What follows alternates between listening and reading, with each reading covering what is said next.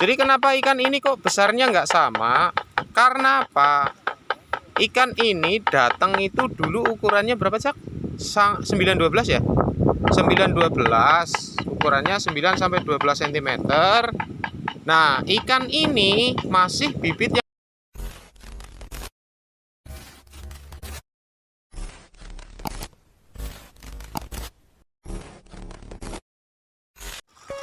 Halo, assalamualaikum warahmatullahi wabarakatuh. Selamat pagi, sedulur semua pecinta ikan konsumen. Salam kelipik-kelipik.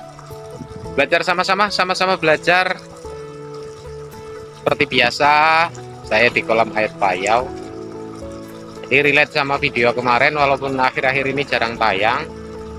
Jadi kenapa sih ikan nila itu pakannya sudah bagus, tapi kok besarnya lama atau enggak sama? Itu kenapa masalahnya? Ayo kita cari tahu. Kita lihat ikannya. Ini umur ikannya sudah 104 hari, 3 bulan lebih. Taburnya lumayan agak besar, dari ukuran 9 sampai 12 cm. Itu kenapa? Kita cari tahu. Oke, ini kolam air payau.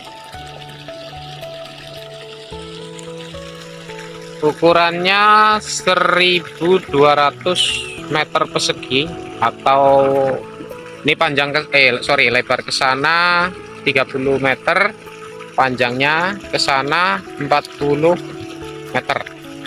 Dalaman rata-rata ini kalau di pinggir dalamannya 30 sampai 40 cm, tapi kalau di tengah sana bisa sampai 120 cm.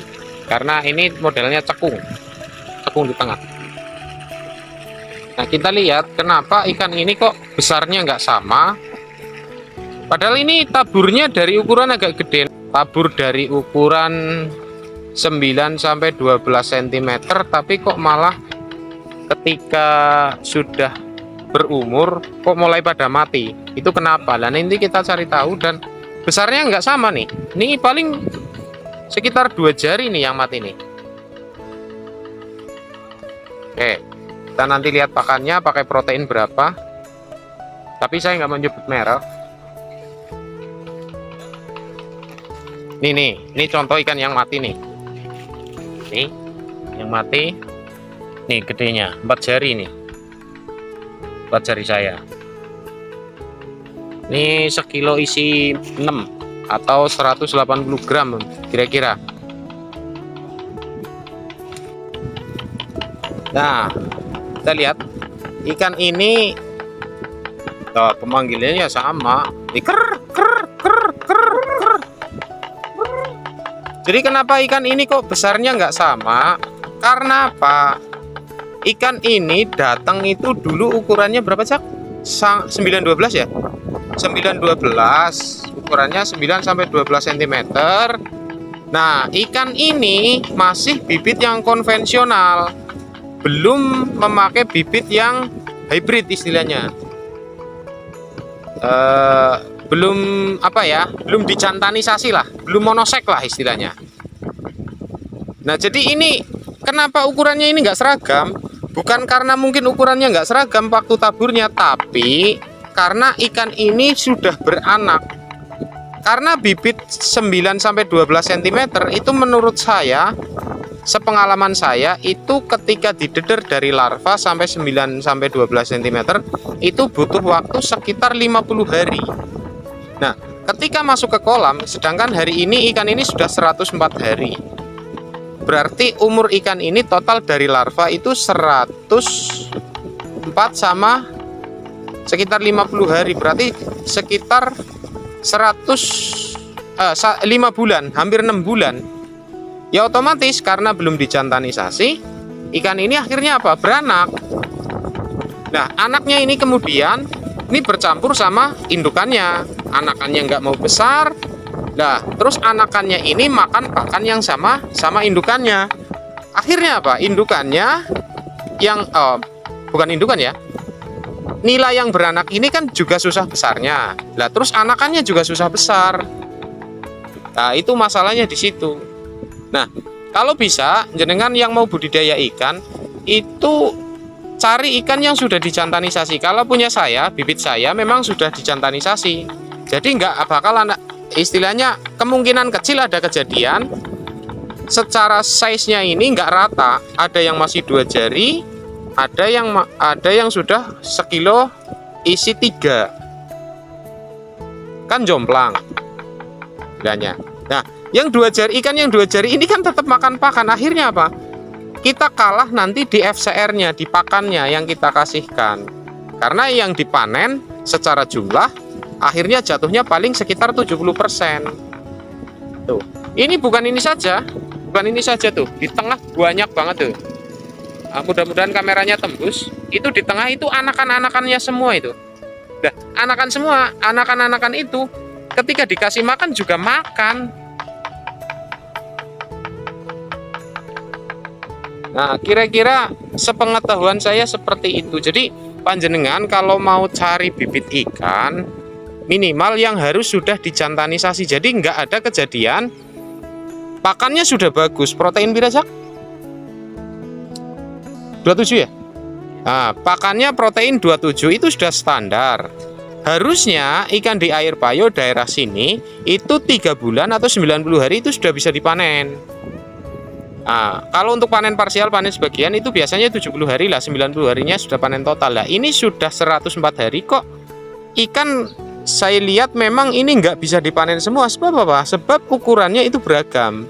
Kenapa ukurannya bisa beragam? Karena apa? Karena dari bibitnya, dari awalnya ketika dari ukuran bibit 9 sampai 12 cm ini kan sudah tua di kolam pendederan lah, dipindah ke sini otomatis ikannya sudah berumur. Nah, di sini menjadi ikannya lebih tua. Akhirnya beranak, anakannya kemudian ikut makan pakan yang ada di dalam kolam. Kira-kira seperti itu.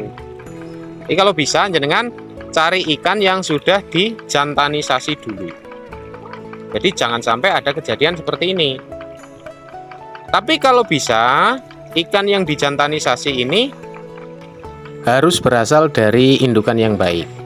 Jadi bukan asal-asalan. Contoh, nila asal dia punya anak, indukannya nggak jelas, kemudian dijantanisasi pakai hormon.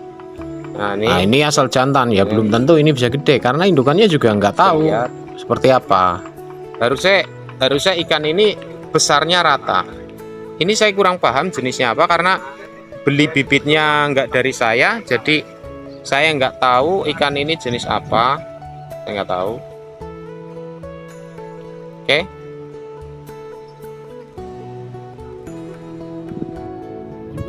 Ya, pemilihan bibit nila yang akan kita pelihara walaupun memakai proses jantanisasi itu yang berasal dari persilangan, bukan memakai jantanisasi pakai hormon.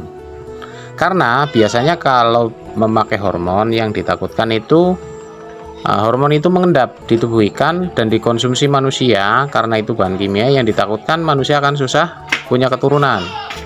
Kira-kira seperti itu.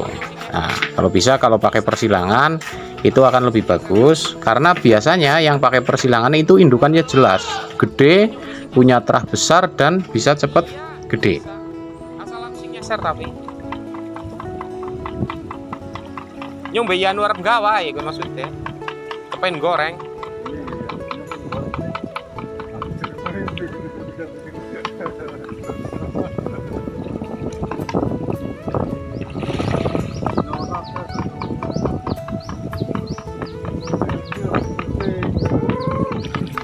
Anu gompan kucing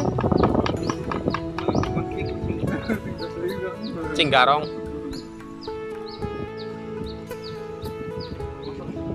kau sejak aja bareng-bareng sejak uling ngepani jak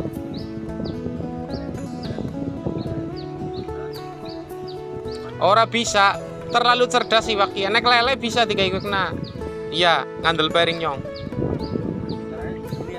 ora usah tidur kurang gawean tidur sidik bae